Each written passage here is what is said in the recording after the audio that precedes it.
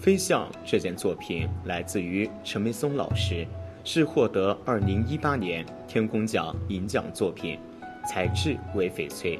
作者以严谨法度雕出四尊者，四尊者坐于年台上，体态端庄，神色安然。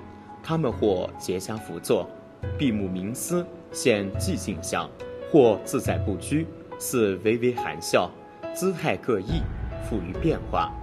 整组作品取材考究，四座造像皆通体清透如水，纯净无染，让人联想到清净不染的佛性。